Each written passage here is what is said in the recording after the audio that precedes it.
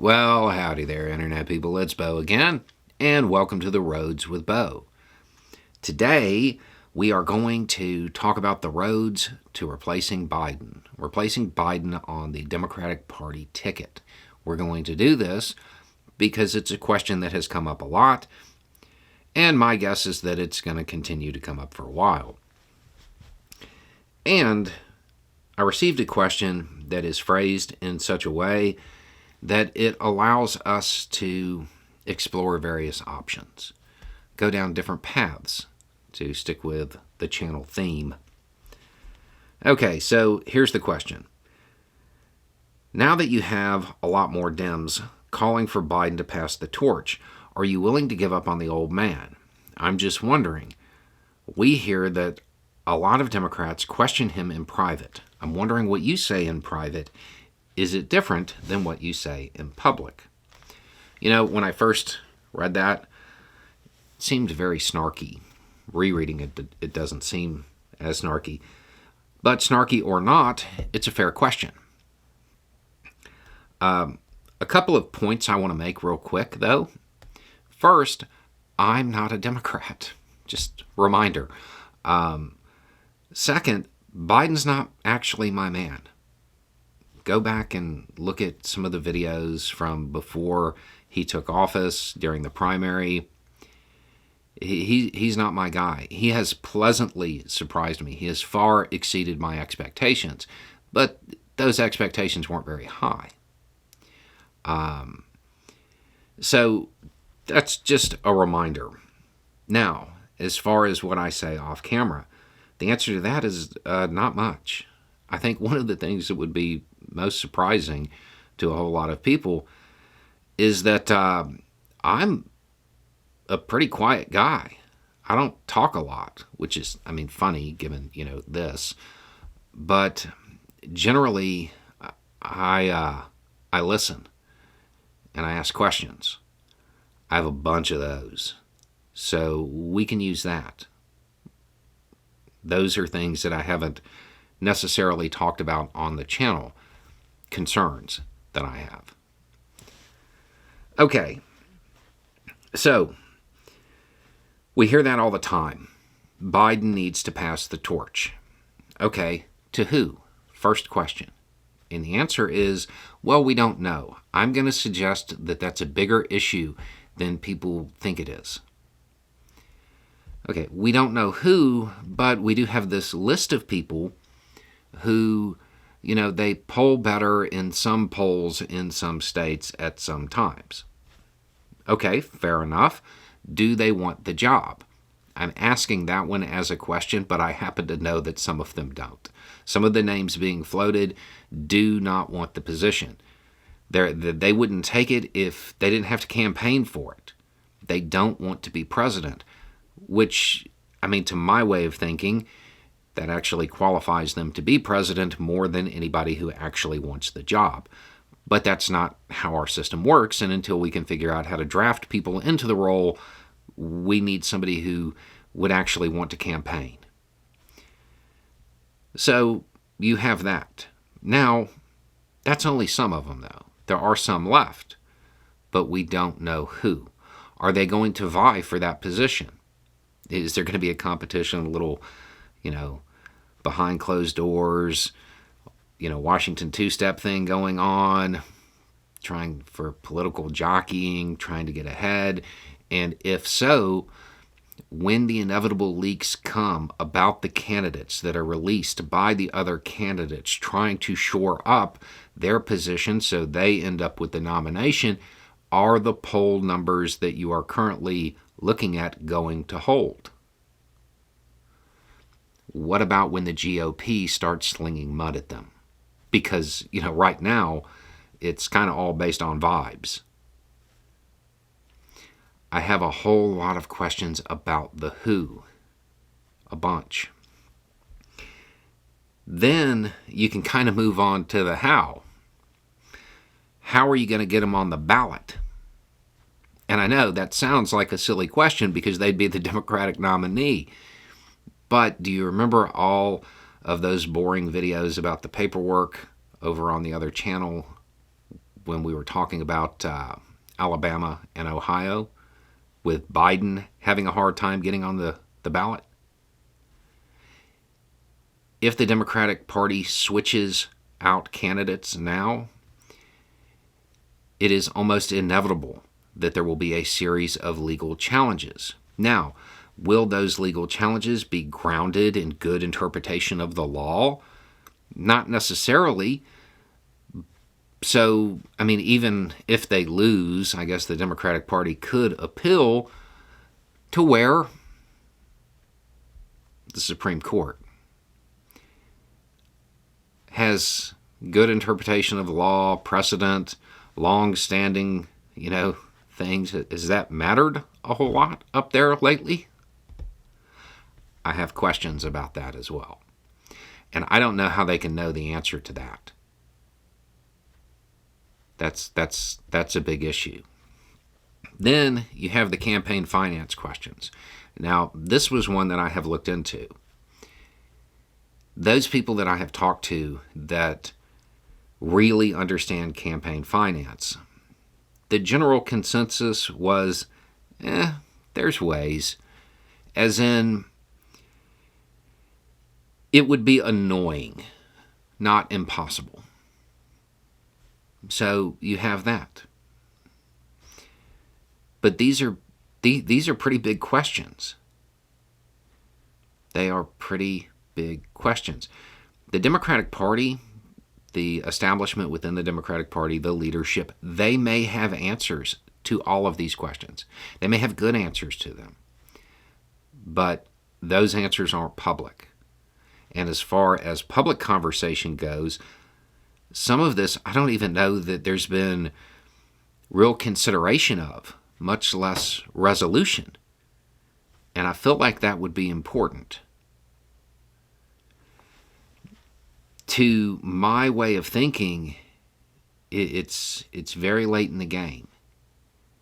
And if those people who want to switch Biden out, if they don't have answers to these questions and good ones, I'm going to suggest that we're through the door. We can't stop now. That this is what it is. Now, if they do have good answers, that changes things. If the Democratic leadership has answers to these questions and they have a candidate who they believe is going to beat Trump in a landslide and it is guaranteed, well, then do it. Do it. Again, Biden's not my man. I'm not married to him. But we don't know that for some of this, we don't even know that the questions have been considered, much less that they have answers. There seems to be a little bit of panic going on. So what I would say, my private comments, they're about that. If they have answers to these questions, then okay, do it. If they don't, stop talking about it. You live in the social media age. Nobody wants to throw their support behind someone who may not be the nominee. Nobody wants to throw their support behind someone whose own party leadership is resigned to them losing. This is not how you create voter enthusiasm. So either do it or stop talking about it. But I have questions. Now, going along with this, another question that came in asked about something that we talked about years ago, which was Biden acting as a lightning rod. He said he was going to be a one-term president. And then once he, got into office, he's like, well, I'll run. We'll see. And he kept it very open. And there was a theory that he was acting as a lightning rod, meaning he was absorbing all of the mud that the GOP was going to sling. So the new candidate would be fresh. And the other side to that is that if he came out early on and said, "Oh, I'm a one-term president," well, his presidency is effectively over. He loses his political capital because they know he's not running again. So supporting him doesn't carry any potential political benefit later. I had somebody, actually more than one person, ask whether or not that's what Biden is doing now. I don't know. I would be surprised if that's what's going on. There's a difference between a whole lot of ambiguity and coming out and saying, "I'm definitely running. There's no way that I wouldn't run," and, all of that. If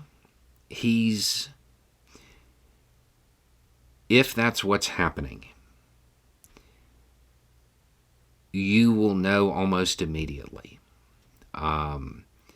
Once Trump announces his VP, which by the time y'all watch this has already happened,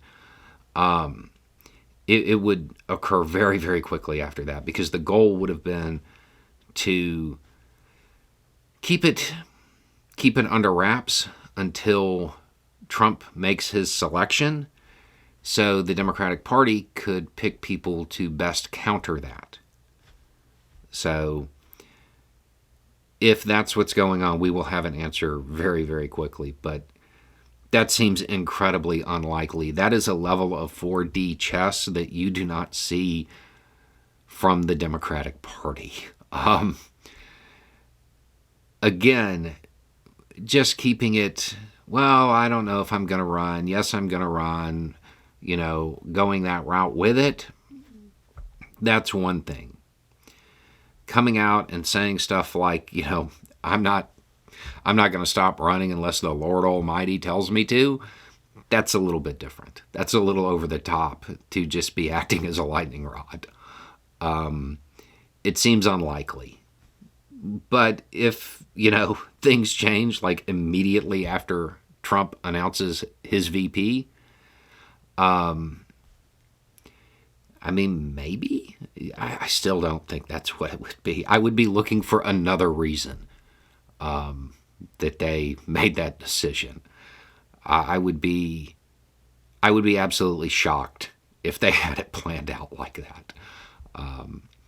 We talked about it, but a lot of things have changed since then. So at the end of this, you have this topic that I imagine is going to keep going. It's going to keep coming up. And